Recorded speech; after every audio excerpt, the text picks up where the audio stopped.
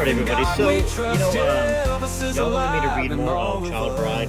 What I think I'm going to do here, if I can, is start from the beginning. Now, the only reason why I didn't start from the beginning with the first reading of it, also by Suzanne Finstead, Sleeping with the Devil, Ulterior Motives Are Not Apparent, The Untold Story of Priscilla Beaulieu, and gives the contents there. Sometimes, the beginning can drag a little bit in books, but we're going to go ahead and start from the beginning and see whether this makes sense for y'all.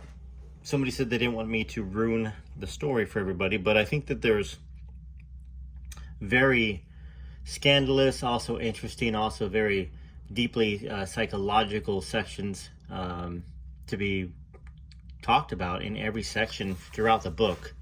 So author's note. Of course, you can see here that there's a section on Anne Margaret too. Author's note. I had no idea when I conceived of writing a biography of Priscilla Beaulieu in the summer of 1995 that I would be opening a Pandora's box.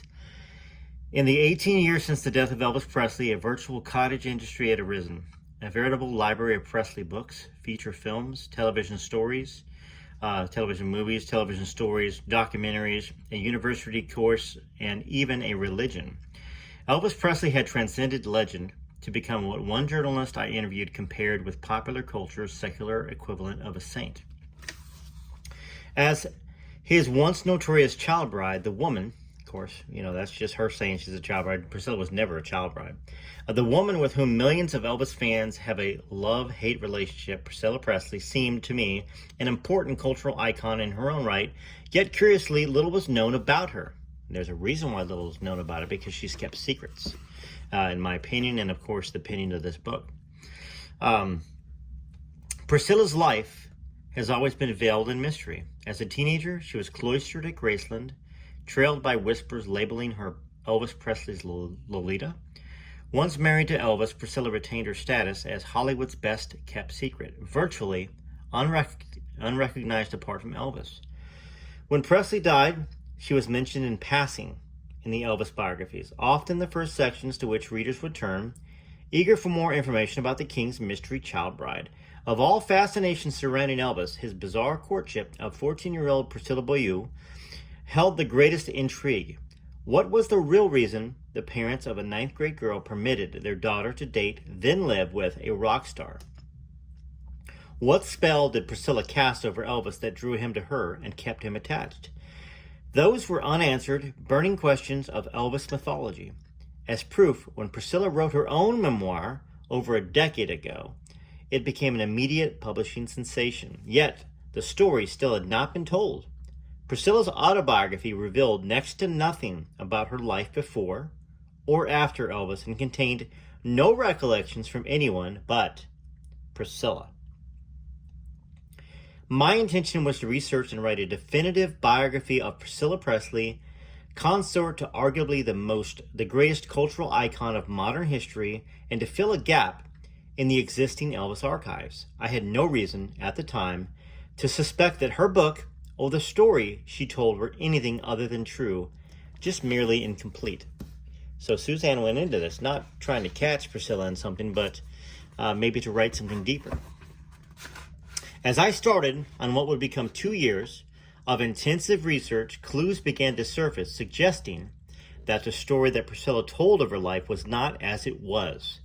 Priscilla Presley, I discovered, was a woman of many and profound secrets, beginning when she was a child of 3 and continuing ever after. Deep in the attic of her past was a closed door, behind which were skeletons unimagined. Putting them together was the pieces of her life hidden, was tantamount to solving a Rubik's Cube. What I uncovered in part was the legend of Elvis and Priscilla, rooted in Priscilla's memoirs and repeated as a fact in countless Elvis biographies. That was an elaborate fiction created by Priscilla as a result of a series of Byzantine, occasionally traumatic events leading up to her meeting with Elvis and continuing afterwards. The real story is infinitely more powerful than the myth, and ultimately tragic. The true Priscilla, more complex. Priscilla Beaulieu is not and never was the fragile, demure, child woman she has come to personify. She is, in a word, a survivor, a woman of indomitable will and almost frightening determination.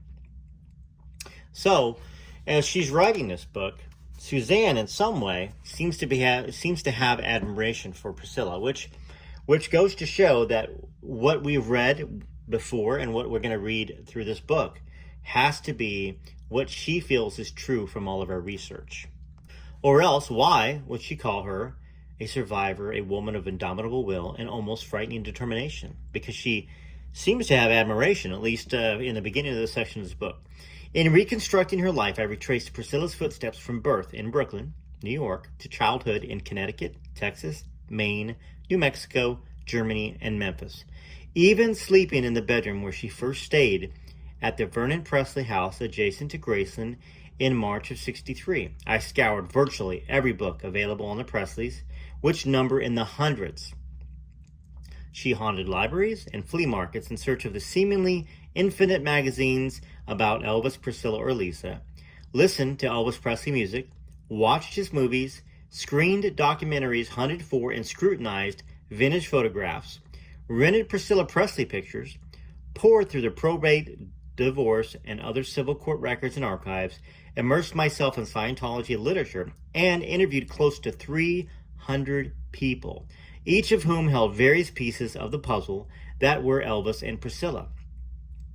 As my research deepened, I noticed a parallel between one of Elvis's signature songs, the hauntingly beautiful Are You Lonesome Tonight, and his ultimate doomed relationship with Priscilla. Elvis recorded the song in the spring of 1960, shortly after he returned from Germany, where he had just met Priscilla Beaulieu.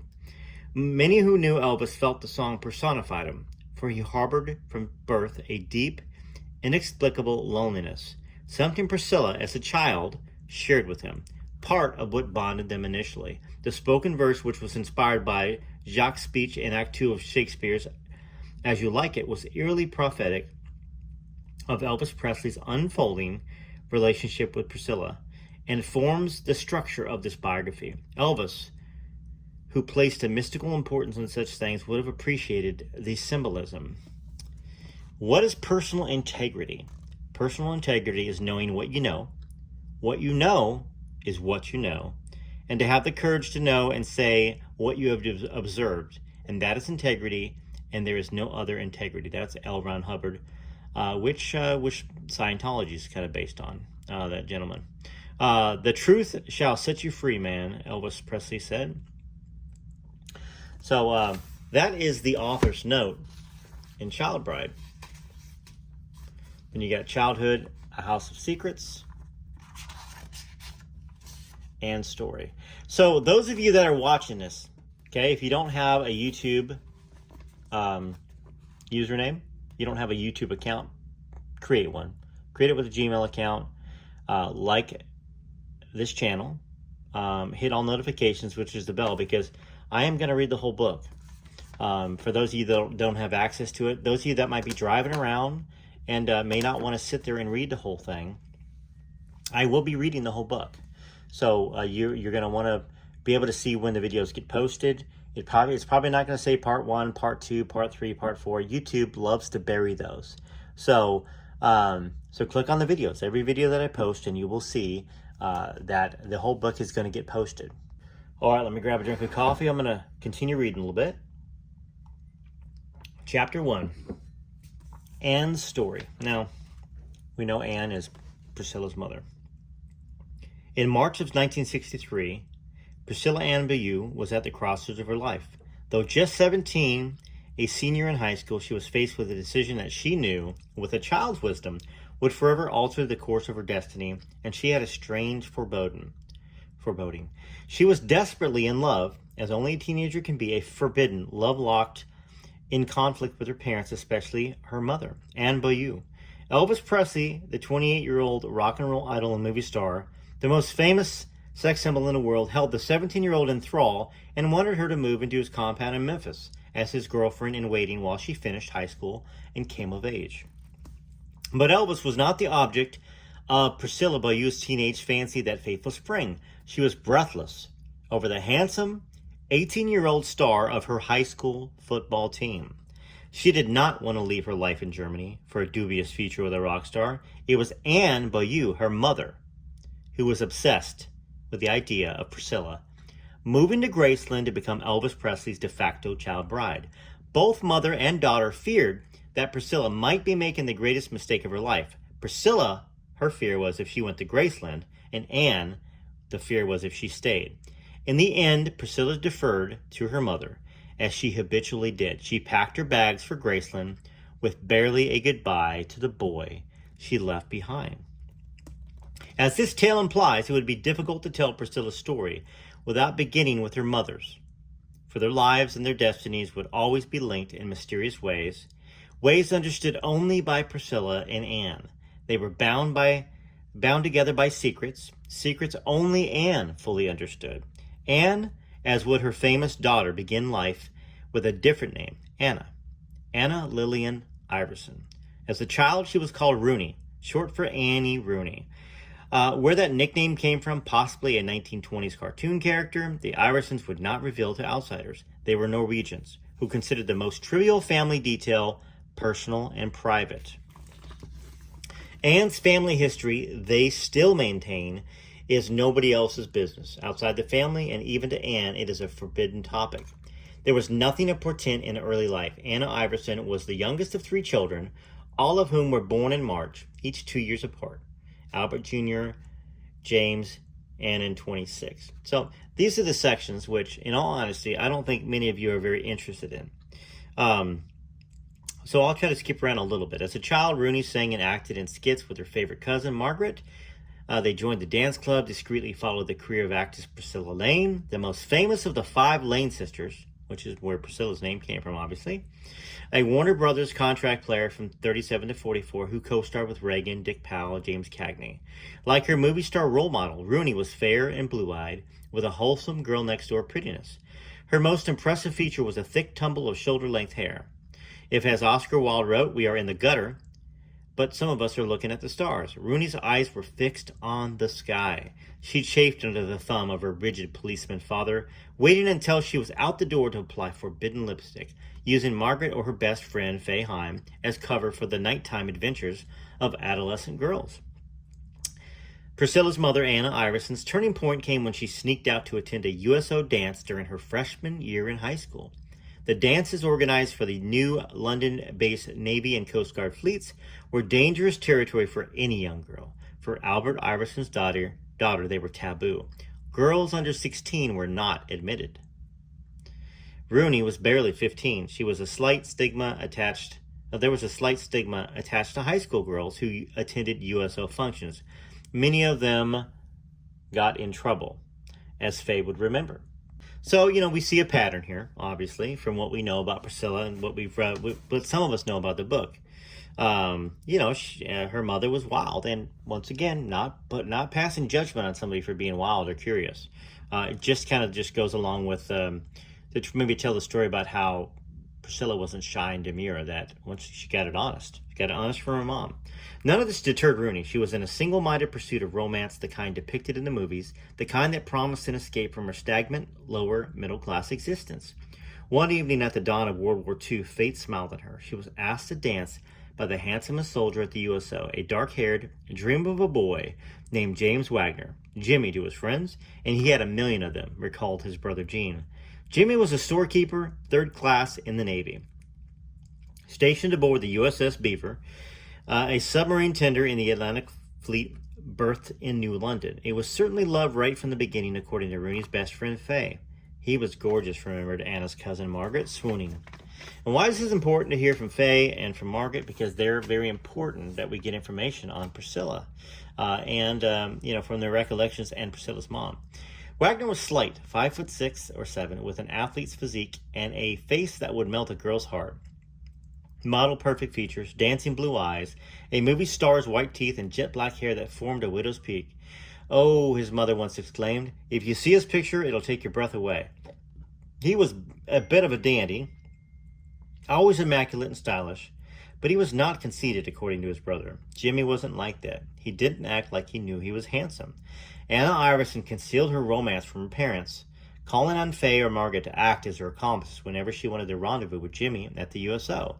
She'd use me as a cover, Faye remarked, and then she'd sneak into the background. Albert Iverson would never have permitted his adolescent daughter to date a 20-year-old Navy man. She wasn't even allowed to wear makeup. Despite desperate to appear older, Rooney smuggled a pair of her mother's high heels out of the house to wear to dance with her soldier boy. That April, James Wagner's ship set sail for Bermuda, returning to its berth at New London a few months later. As Americans held their breath, wondering whether the country would be drawn into war, the Beaver conducted its operations on Long Island Sound, docking at New London intermittently. For 7 months, from May to December, Rooney continued her trysts with Jimmy. We used to go to the site where he was stationed, and we used to meet up with him on the state pier without her parents knowing it. Faye remembered, Rooney, her cousin Margaret stated, was madly in love with Jimmy. On December 6th, with the scent of war in the air, the Beaver left New London under sealed orders to carry supplies to an unknown destination. The families and her lovers and the lovers of the ship's crew stood on the dock and cried, recalled one wife. The next day, the Japanese bombed Pearl Harbor. Rooney took a part-time job after school at the Boston Candy Company, the local soda fountain, mixing milkshakes and dreaming of Jimmy. He materialized again in 1942 at the end of her sophomore year for a few days training in New London. That fall, the Beaver sailed to Rosenthal, Scotland with James Wagner aboard. The two exchanged love letters and became secretly engaged. After a year and a half, Jimmy wrote with news that he was one of the few men chosen to be trained as Navy fighter pilots. A few months earlier, Rooney's screen idol, Priscilla Lane, had eloped with an Army pilot and revealed a secret first marriage and divorce. So she's kind of fallen in the footsteps of somebody famous, and that's what she desired for herself and what she desired for Priscilla later on. James Wagner was sent back to the States to begin classes in March of 1943, and Rooney, who was then in her junior year, dropped out of high school about the same time. The family could use the extra money that she would make working full-time. But more likely, she was angling to marry Jimmy. She didn't seem too interested in school, said John Linkletter, a fellow student from Chapman Tech, so it looked like she would rather get married. Rooney took a job, most likely as a riveter, for Electric Boat, a dockside company that built submarines. Jimmy, meanwhile, progressed through a series of Navy flight schools, beginning in New Orleans and continuing in Natchitoches, Louisiana, Dallas, Texas, Athens, Georgia, Corpus Christi, Texas, Texas, and Pensacola, Florida. While they were apart, a photographer took a few headshots of Anna, probably for Jimmy, though she told his brother Gene that she was modeling, or at least had posed for something. The portraits are high glamour. In one, Rooney's hair is swept off her face in a partial pompadour, and her head is tilted dreamily to one side. Her Cupid's bow lips are accentuated with deep scarlet, and her eyebrows are fashionably plucked. It is the image of a woman who cared greatly about beauty and allure and illusion. The next chapter in Rooney's saga, like several that would follow, is slightly mysterious. On August 10th of 1944, she and Jimmy Wagner eloped. She was several months past her 18th birthday, and he was 23. The wedding was in Pensacola, Florida. Now, why does that matter? Let's look at that. She was several months past her 18th birthday, and he was 23. So she got married when she turned 18, basically. When did Priscilla move to Graceland? Right before her 18th birthday. There were plans that Priscilla's parents had for Priscilla. All right, so let's roll here. The wedding was in Pensacola, Florida, where Jimmy was completing advanced flight training. No one, including Jimmy's mother, with whom he was very close, seemed to anticipate this event. It came as a shock right out of the blue, Catherine Wagner recalled. We knew that he was going with a girl, and he seemed to think an awful lot of her, and she of him. Catherine Wagner and her husband, Harold, were informed of the wedding by telegram. She remembered Jimmy saying, "Wish me luck, I just got married." Jimmy had been back in the States for nearly a year and a half, but had not seen Rooney Iverson in a long time. So why the sudden marriage in August of 1944? This much is known. Rooney and her mother drove to Pensacola that August to visit friends, and one supposes to see Jimmy. When she went down there, they got married, Jim's mother recalled, and that was it. Aside from the bride and groom, the only person present were Rooney's mother, Lorraine, a few Navy pilots, a classmate of Jimmy's, Ralph Fielding, and Ralph's wife, Lorene, who acted as best man and maid of honor, respectively. According to the local paper, Rooney wore a street-length dress in luggage brown and gold with forest green accessories. Was Anna pregnant? That, of course, was the obvious speculation. I know that she had a baby 9 months later, said her friend Faye, but she added, I think it was something that happened on their honeymoon. I don't think they had to get married. If Rooney wasn't pregnant, why the sudden wedding after so long of an engagement? Anna knew, but she never told anyone, not even her best friend Faye. So there's the secret of nature. Okay, and of course, Priscilla had a baby 9 months after the wedding, didn't she? Just like her mother. Isn't that interesting? So, speculate however you want. Did Priscilla get married because she was pregnant? Did Anne get married because she was pregnant? Neither told anybody. Now, of course, if they weren't pregnant, they would have no reason to tell anybody. But the air of mystery may have emanated from the Iversons' disapproval of James Wagner. Though both of Rooney's brothers had joined the Coast Guard and her father was now in the Merchant Marine, they could hardly find fault with the serviceman. The age concern was less acute. Anna was 18 when she eloped. Character was also not an issue. Everyone who knew Jimmy Wagner adored him to the point of hero worship. What then? Faye suggested that Rooney's parents might have been happier with someone more social than Jimmy. She also pointed out that they didn't know anything about him or his background.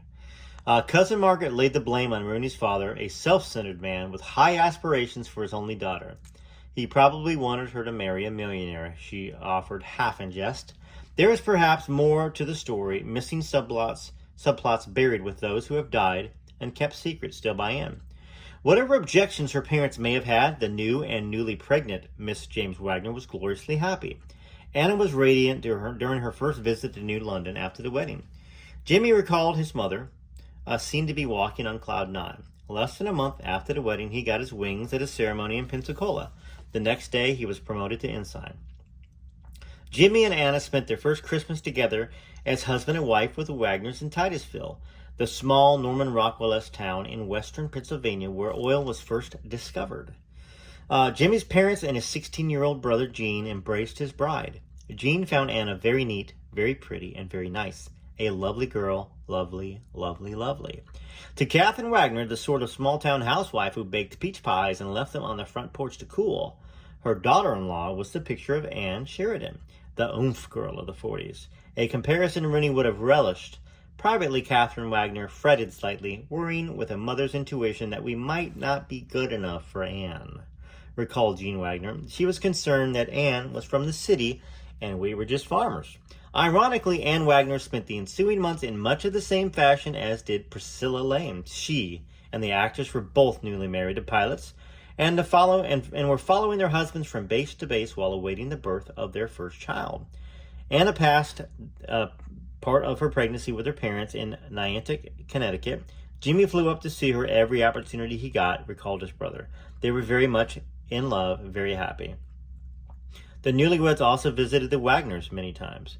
On May 24th, 1945, Jimmy arrived in Titusville on leave.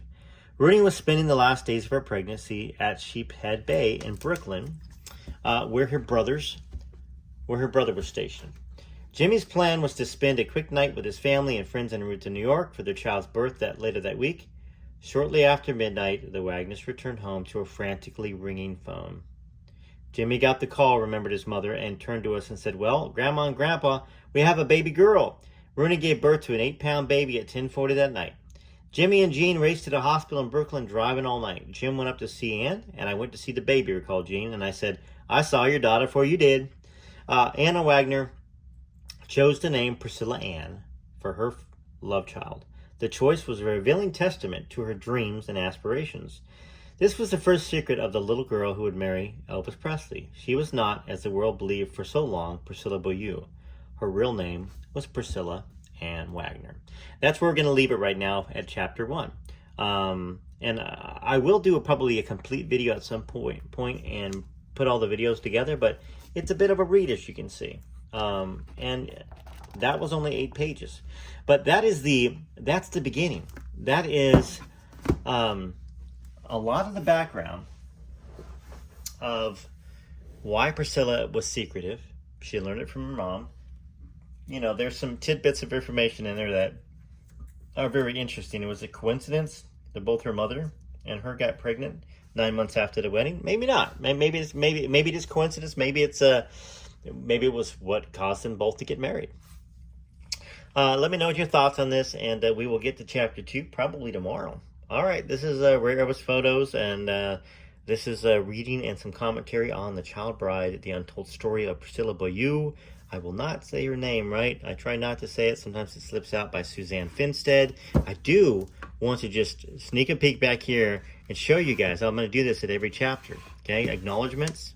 There's a lot of people she interviewed. Look at this. Look at this research. And then you got sources.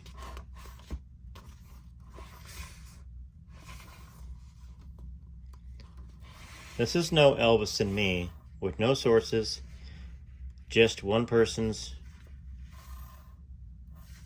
stated opinion of what happened, what went on, what was said, what they were like.